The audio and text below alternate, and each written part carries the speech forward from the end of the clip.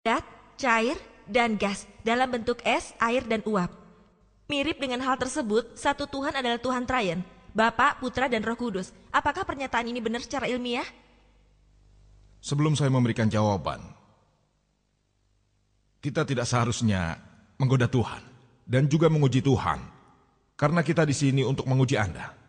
Tuhan berjanji bahwa orang yang percaya yang memiliki racun mematikan, ia tidak akan meninggal. Ia akan mampu berbicara dalam bahasa asing. Kita di sini tidak sedang menguji Tuhan, sebab kita tahu Tuhan itu benar. Ia akan melihat bahwa tiap orang yang beriman dapat bicara. Apakah Anda orang beriman atau tidak? Mengenai pertanyaan tadi, bahwa ada umat Kristen yang mengatakan bahwa secara ilmiah mereka dapat membuktikan konsep Trinitas. Sebagaimana air dapat mempunyai 3 wujud pada cair dan gas, seperti es, air, dan uap. Jadi mirip dengan hal itu. Kita tahu Tuhan dalam 3 bentuk, Bapa, Putra, dan Roh Kudus. Bagaimana menanggapinya? Apa hal ini secara ilmiah benar? Secara ilmiah saya sangat setuju bahwa air terdiri dari 3 bentuk, padat, cair, dan gas. Es, air, dan uap. Namun, secara ilmiah kita tahu bahwa komponen air tetaplah sama. H2O, 2 atom hidrogen dan 1 atom oksigen. Komponennya tetap sama. Unsur pokoknya sama, hanya bentuknya saja yang berubah. Tapi itu tidak masalah. Mari kita lihat konsep Trinitas, yaitu Bapa, Putra, dan Roh Kudus. Bentuk, mereka mengatakan perubahan bentuk. Demi untuk perdebatan kami setuju. Apa komponennya berubah? Tuhan dan Roh Kudus terbentuk dari roh. Makhluk hidup terdiri dari daging dan tulang. Mereka tidak sama. Manusia membutuhkan makanan, dan itu untuk bertahan hidup. Mereka tidak sama.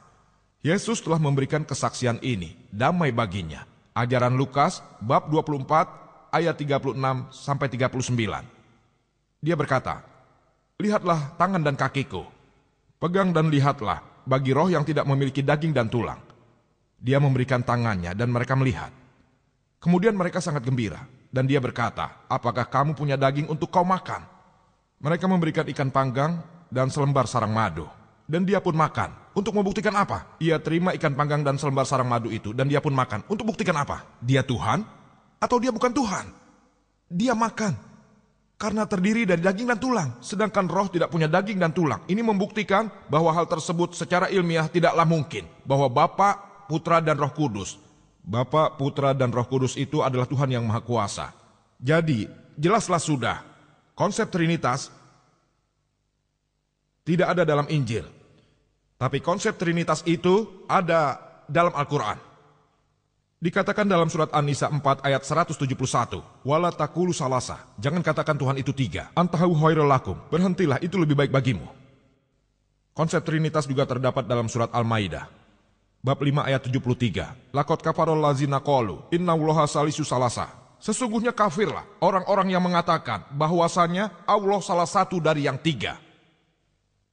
Yesus tidak pernah mengatakan bahwa dirinya adalah Tuhan. Konsep Trinitas tidak ada dalam Injil. Ayat yang paling dekat dengan konsep Trinitas adalah Yohanes 1 bab 5 ayat 7 yang menyatakan terdapat 3 yang memberi kesaksian, Bapa, Firman, dan Roh Kudus, dan ketiganya adalah 1. Tapi bila Anda membaca versi standar yang telah direvisi oleh 32 sarjana Kristen yang paling hebat, didukung oleh 50 golongan berbeda yang bekerja sama, mereka mengatakan bahwa dari Injil surat Yohanes 1 bab 5 ayat 7 adalah sebuah penambahan atau sisipan, gabungan dan buatan. Hal tersebut telah dikeluarkan dari Injil. Yesus tidak pernah mengklaim dirinya adalah Tuhan. Tidak ada satupun pernyataan yang tegas dan lengkap dalam Injil di mana Yesus berkata, "Akulah Tuhan," dan juga berkata, "Sembahlah aku." Juga ketika Anda membaca Injil, disebutkan dalam Yohanes bab 14 ayat 28, "Bapakku lebih besar dari aku." Injil Yohanes bab 10 ayat 29. "Bapakku lebih besar dari siapapun." Injil Matius bab 12 ayat 28. "Aku mengusir setan dengan kuasa roh Allah." Selanjutnya Injil Lukas 11 ayat 20. "Aku mengusir setan dengan kuasa Allah." Lalu selanjutnya Injil Yohanes 5 ayat 30. "Aku tidak dapat berbuat apa-apa dari diriku."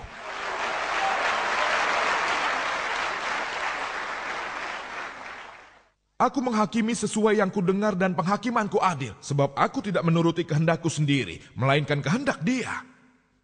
Seseorang yang menyatakan hal itu berarti dia seorang Muslim. Muslim berarti seseorang yang mengajukan kehendaknya kepada Tuhan yang Maha Kuasa. Dia berkata bukan kehendakku tapi kehendak Tuhan. Alhamdulillah dia seorang muslim dan salah satu utusan Tuhan yang terhebat. Kita percaya. Dia terlahir dengan ajaib dan kita percaya dia membangkitkan kehidupan bagi orang mati.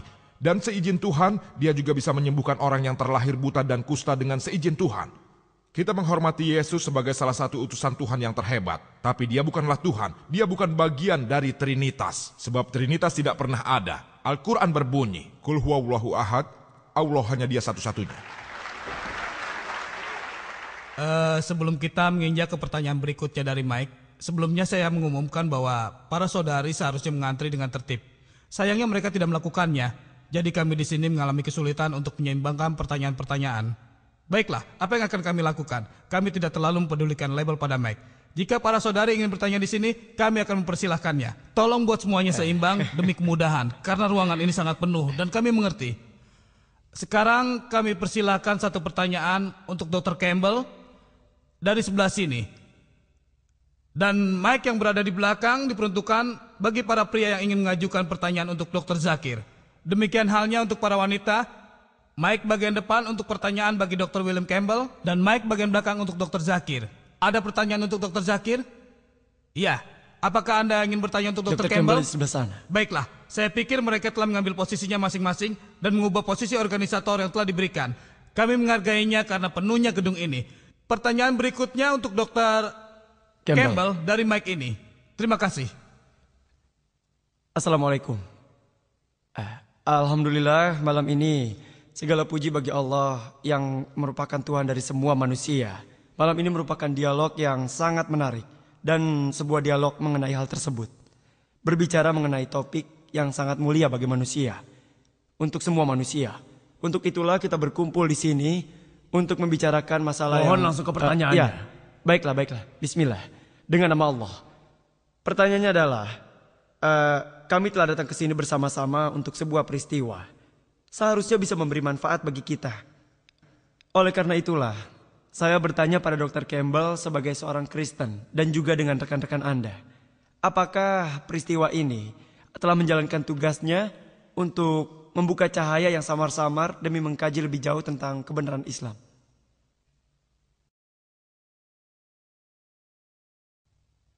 Saya pikir saya akan menggunakan pertanyaan terakhir untuk menjawab pertanyaan Anda.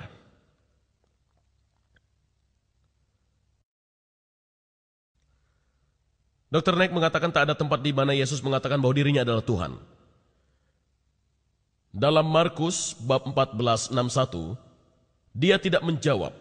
Dan kemudian pendeta bertanya kepadanya, apakah kamu Kristus? Kristus anak yang terpuji? Begitu? Dengan kata lain, apakah kamu Kristus anak Tuhan? Dan Yesus berkata, ya. Kemudian dia juga berkata, akulah anak Tuhan. Dan dia juga berkata, dia adalah Tuhan. Dan Injil juga secara jelas menyatakannya. Saya menyadari beliau telah mengutip ayat-ayat tersebut. Dia berkeinginan untuk mengutip. Dr. Naik berharap untuk mengutip di mana Yesus ada dalam bentuk manusia.